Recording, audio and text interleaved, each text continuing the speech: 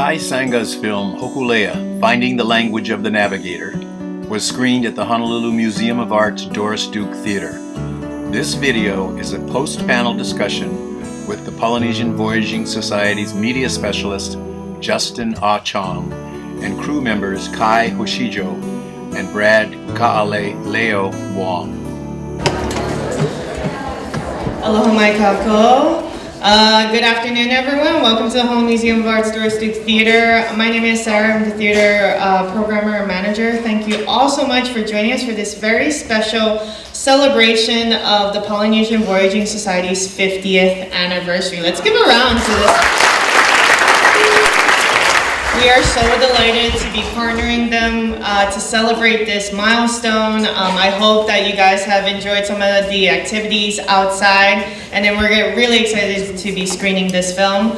You know, this is a really great film by one of, our very own amazing filmmakers here in Hawaii, and we're so excited to screen it here. I feel so honored to be able to do that. But please do stick around afterwards. We will have a panel discussion with two of our navigators, so do stick around for that. And now to talk a little bit about the film, please join me in giving a very, very warm welcome to the film's director, Tai Sanga.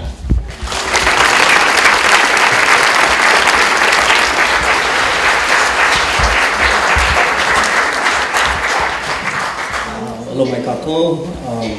It's beautiful to see all your faces here on a Sunday in a packed theater. It's rare to see a packed theater often now, so it's really great to see you guys out here to watch a film about Hawaii and our ohana. My name is Tai Sanga, born and raised in Kalihi. This is the second feature we've done, or project we've done with Nainoa and Hōkūle'a. We did another documentary on Anakola Pinky Thompson, on Nainoa's father. But this is a project that started right during COVID. He was gonna have a conversation to talk about the history of Hōkūle'a, and during COVID we weren't allowed to meet and share space. So we decided to turn it into a documentary, and then when that happened, it was like, man, we need to just start bringing back all this archival footage and some of these voices of our past, because we knew the 50th was coming up.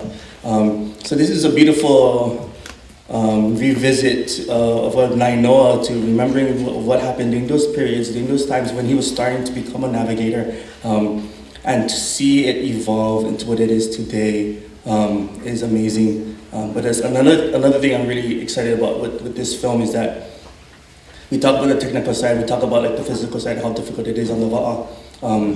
But in this film, he actually explores that spiritual, metaphysical side, the side where when you have to listen to Aina and the world around you for your survival, what happens at that level, and that's something that we try to share in this film.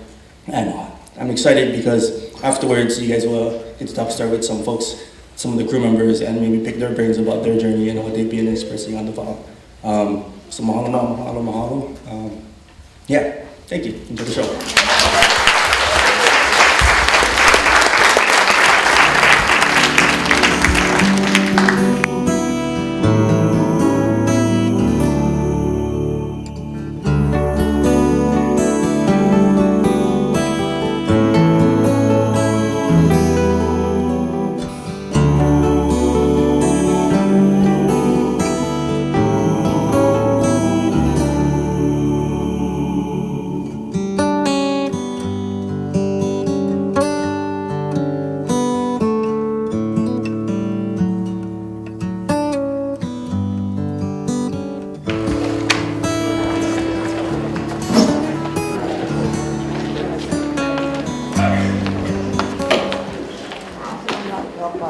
Hello, Navigator.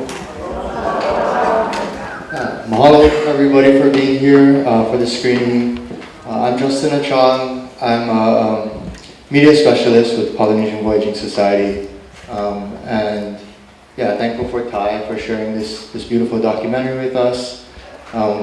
We have two of our many crew members with us today to answer some questions. If you folks have any who have also been training as navigators and have some experience on voyages, with those navigators. So I'll let them introduce themselves first. Maybe you can share who you are, where you're from, maybe what got you involved in Hōkūle'a and PVS, and maybe some of the voyages that you've been on.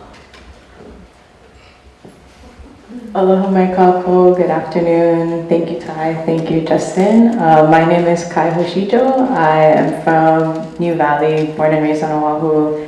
And I've been voyaging for about maybe 5 years. So I'm one of the newer crew members on board, and I got involved through a class at Kamehameha Schools. So Nainoa talks about education, and I was in a class called Honolulu. It was through that where in I think 2020 or 2021 I started volunteering at dry dock, and it was through that class and through those dry dock experiences that I've come to stay, and also the friendships that I made while I was first volunteering.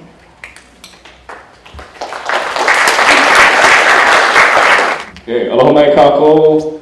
My name is Brad Kaʻaleleo Wong from Kailua, Oahu. Also went to Kamehameha Schools. And for me, I think I've been involved with Polynesian Voyaging Society for about little over 15 years or so. I guess for me, how I got, I've always been an ocean person. I did a lot of canoe paddling. I was a big part of Kailua Canoe Club for a long time, and was super competitive about it. That was my world. And so that's kind of where I kind of came from, was that paddling kind of mindset. And how I got into, Polynesian Voyaging Society and sailing and things like that. I was working at the Nature Conservancy back in the day, I guess at this point. But a friend of mine that I was working with was Russell Amimoto, and he's one of the captains for Hōkūle'a. And another friend of mine, the Hōkūle'a, she had also sailed a bunch. But they just was like, hey, why don't you come down one day? We're doing dry dock and all this training at Hōkūle'a. And I didn't think twice about it. I was like, just come with you guys after work, whatever. And it was, for me, coming from, you always grow up hearing about Hōkūle'a. My uncle actually, he was a doctor in the 80s, named Wong. And so, you hear his stories and things like that from voyages and stuff, and just kind of really blown away just being around Hōkūle'a at that time. When I first started getting involved, and I was like, whatever you need me to do, I'll sand whatever, just tell me which way to sand, which rope to pull, and I just did all of that work. And I just loved that part of it, the sanding, the cleaning up, or whatever it was, the dry dock stuff, and I never really expected to be more than that, I guess. And sooner or later, Na'alehu tells you to jump on the escort boat because their guy never showed up or something like that, so you help out over there for a bit. And then you kind of that's just kind of how it starts. I think for a lot of us, you kind of just come down because you just love the hana of it, the work of it, and sooner or later you find yourself on the canoe. And I've done a lot of inter-island stuff, but I did a lot of the worldwide voyage. So did a bunch of sails, South Pacific, Brazil, Brazil, Virgin Islands, Panama, was in Panama, up in Papahānaumokuākea, all kinds of fun ones.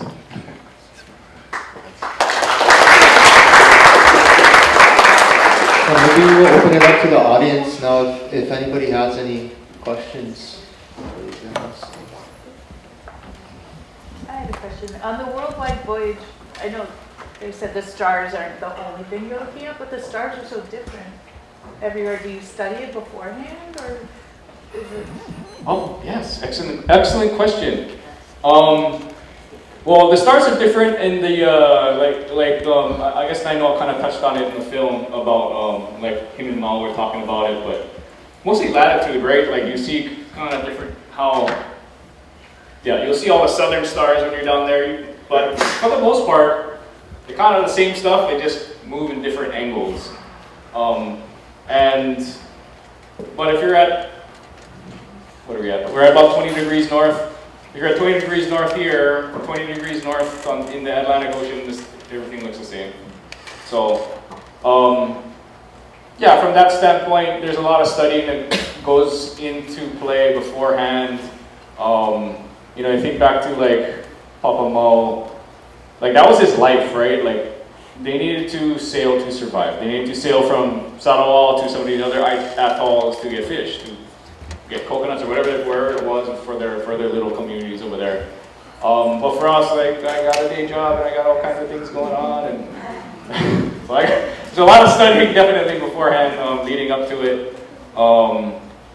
A friend of mine, Hōkūle'a Wong, we would go in the morning, same thing. We're like, oh, what's that star? I don't know. Man, we gotta come back, brush up on things.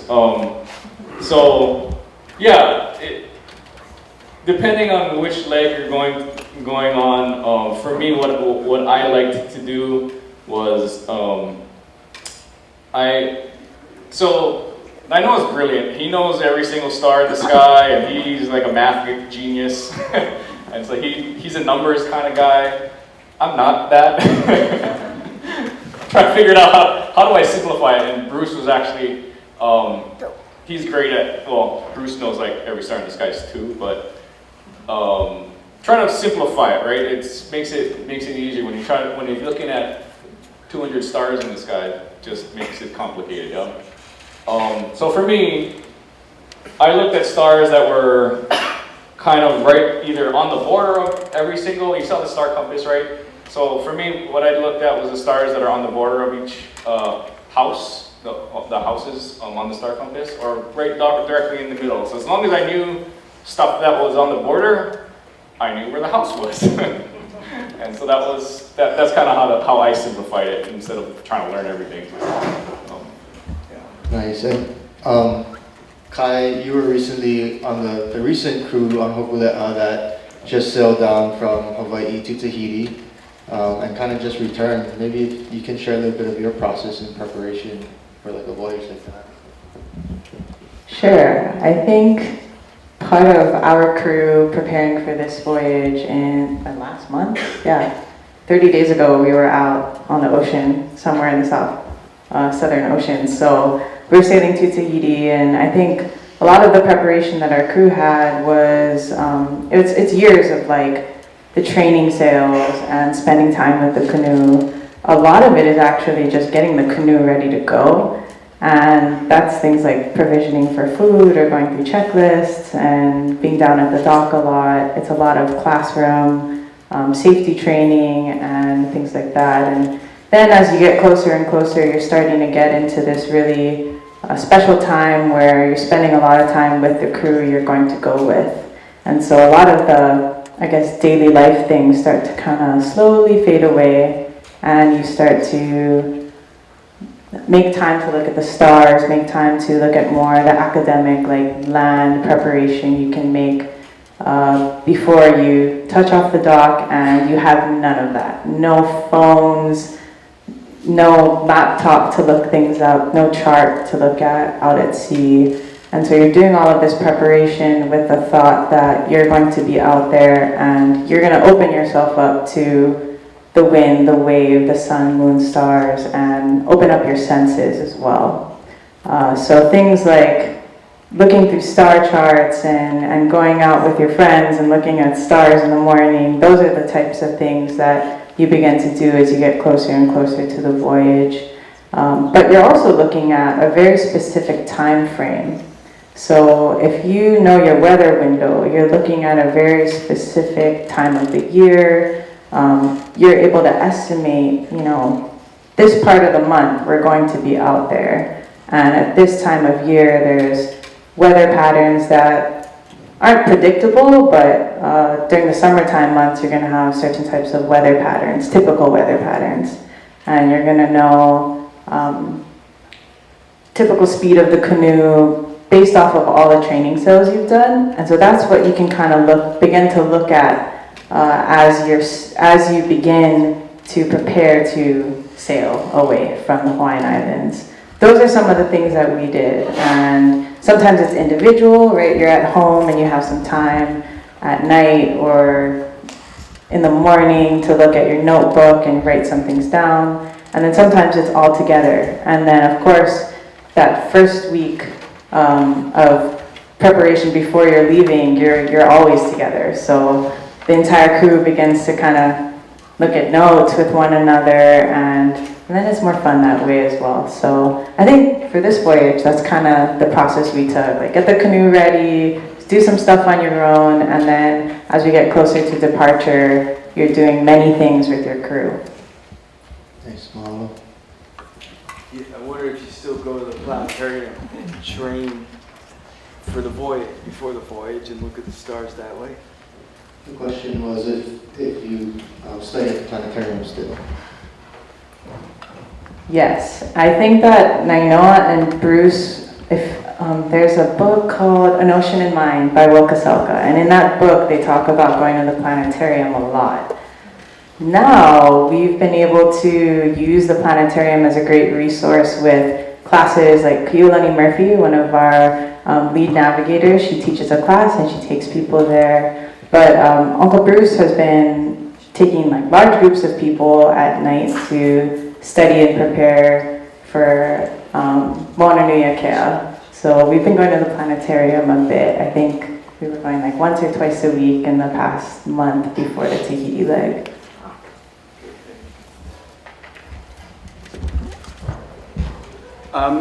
You've been learning so much about the sky and the stars and the winds and the air and the sea.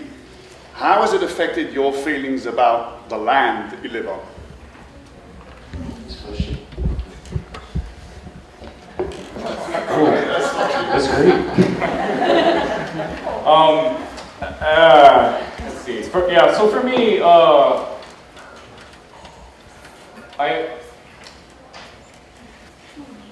growing up, I loved the ocean so much, whether it was paddling, surfing, fishing, whatever it was, that I wanted to do that as a job. I went to school for marine biology. I have my job now, it takes me to providing grant opportunities to Native Hawaiian organizations for a lot of environmental projects. And sailing was kind of what I learned from sailing. It really helped me drive interest in understanding my Hawaiian heritage a little bit more than I ever did before. It really got me to kind of think towards what our kupuna did, not just for sailing, but for anything they did here in Hawaii. They got here, they've been here for 1,000 years plus or whatever it's been, and they did a lot of really amazing things, right? And that ingenuity that they had sailing here, that a lot of that Polynesians had sailing here to begin with, that was still around, right? That ingenuity to adapt, that ingenuity to kind of live in various environments across Hawaii, to adapt to the different changing weather patterns, to build things like really cool things like fish ponds next to estuaries to take advantage of fish coming in naturally to the estuary, to really just build lo'i kalo all over the place, to have almost 1 million people, living in the Hawaiian Islands and fully sustainable, right? Like, that's the kind of ingenuity that we had here in Hawaii, and all of that came from the Va'a. And so for me, learning things or just being involved with Hōkūle'a really kind of drove my interest or pride in that, and trying to learn more about what that was, how do I go back to what their ike was, and how do I bring it into right now? Because that's kind of all that they've always been doing. kind of throughout history, right? So.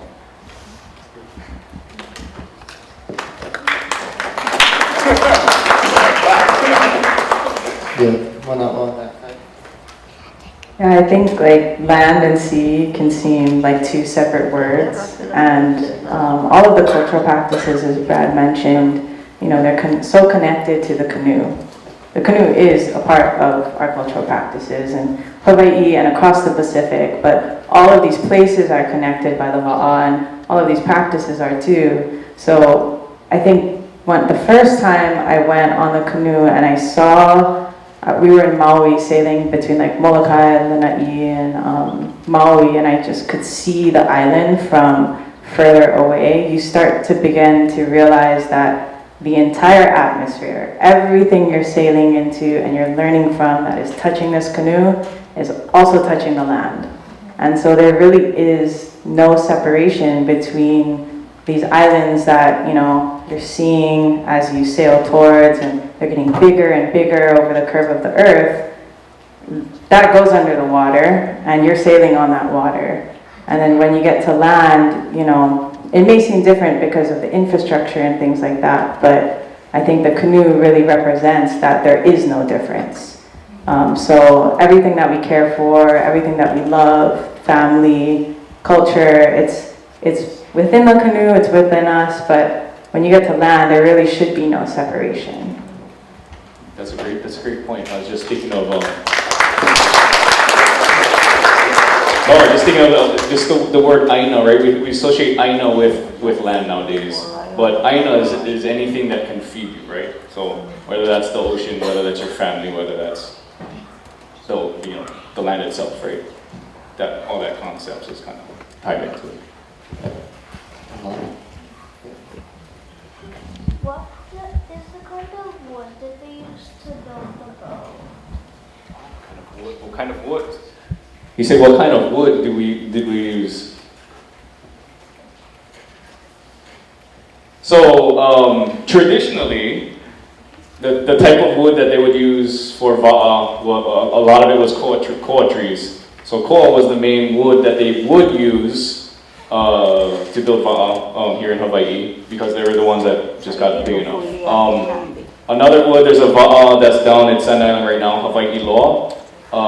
She's built out of spruce logs. That was another wood because those would drift over from Alaska. Those are a lot of traditional stories of that happening. So spruce was another one. For Hōkūle'a, she is not made of traditional materials in that sort of way. Lots of plywood and fiberglass, and that got all over me at one point in time. Ben knows about the grinding fiberglass in the hulls of Hokulea. But yeah, Hokulea is more, I guess, modern in that way, where she's fiberglass and plywood, more for longevity purposes, right, and strength. Ben knows about trying to take care of Hawaii Loa and how hard it is to manage at wood constantly getting eat up by the sun. So, long answer. What is the youngest person that has voyaged on the Hōkūle'a? The youngest person that has voyaged on Hōkūle'a. You. Or how many kids been on a voyage? Yeah, I would say for longer voyages, at least 18 years old, but we bring keiki on the canoe all the time, especially when we're visiting communities tied up to the dock. Sometimes for like quick day sails, we'll get to take keiki out. Yeah, so there's definitely opportunity, and that's very good question. There are many other va'a though that one can sail. Good point. Yeah, don't need to sail Hōkūle'a to sail a va'a. You can sail there's a lot of other ones.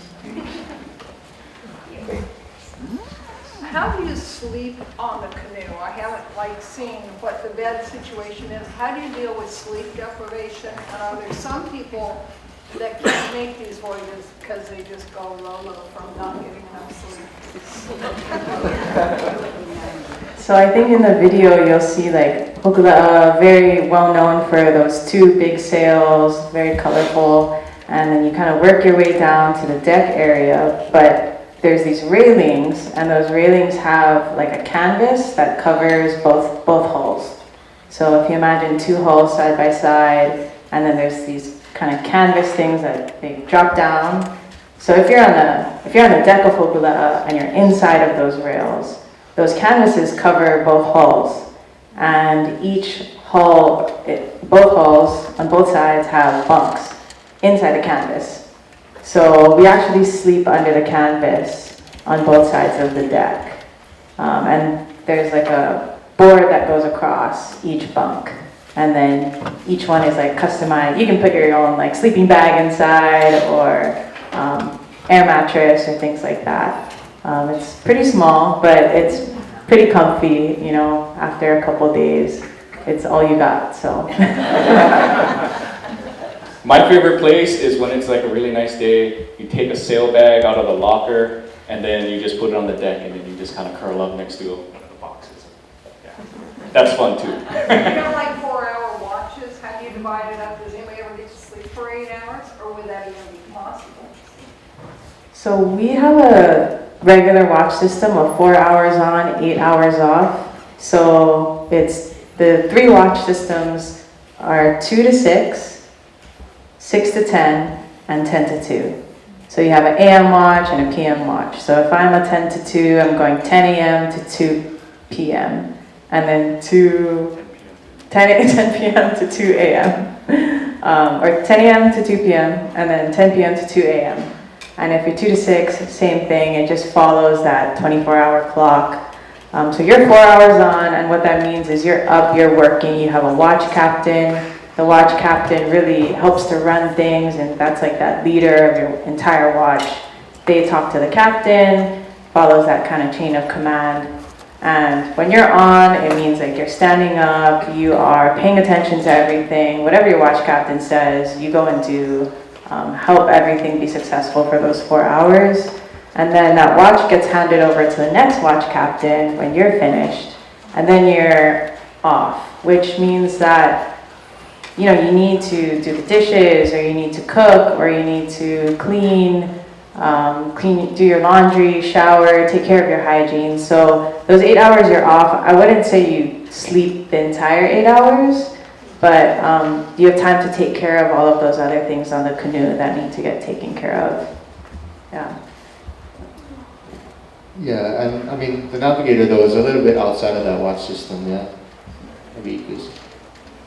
Yeah, so typically, like, I've sailed with Nainoa, and he's the Navigator. He's off watch, so he doesn't have a watch at all. Typically, like, the captain and Navigator will take cat naps, or that's what they call it, like 20-minute naps, sometimes longer. And it's like a quick one that they just go down and they can wake up, and they have this energy to keep going until maybe they connect with something else, and it helps to wake them up as well. Things are really dynamic, so they change all the time. And I've seen Nainoa and other like watch captains or student navigators be really tired, and then something happens, and all of a sudden they're just like locked in. So I would say like different things tire people out, and people have different methods and ways to kind of wake themselves up. And it's really, I think, personal. Like it's really specific to that person. But I've seen that before, where they just like wake up when they see something. Is coffee involved? Lots of it. Okay. Maybe we'll take one last question if there's one last. Sure. Thank you, this has been so interesting. There were no female voices in the film, and yet I'm seeing you navigate, and we saw pictures of women on the Hōkūle'a. Can you tell us a little bit about the tradition of how women came to be involved? Sure, I think so. The voyage in 1976, the voyage up, there were actually 2 Wahine crew members, Auntie Penny and, I'm so sorry, I forgot the other woman's name, but yeah, so, and I think Uncle John Cruz's wife as well, from Kauai. So there's been Wahine involved in voyaging from the beginning of the canoe being launched. And over time, I think we've just seen that grow and grow and grow from all levels, from like preparing things, dry dock, to being on the canoe. And it really is a big community of everyone involved. I feel fortunate in 2025 now, where there are wahine everywhere within the canoe, and a lot of the people that have taught me, that I see right here, Michi, Kelly, Kana, Tamiko, who was in the film, Lehua, Ka'u, like the list just keeps going on and on. Such a big part of this gracefulness with being on the canoe and the training, and all of the preparation involved. I don't know if that answers the question, but yeah, I just feel fortunate, you know, as a young student, to have so many awesome people around. The only thing I was going to add was Hawaii has one of the greatest traditions of female navigators ever. It's pele. And her mo'olelo and where she came from in Tahiti and coming over here, that's something that history is you know, it continues, right? And I think to celebrate what she's doing even now over there in Kilauea. Well, mahalo, Brad and Kai, for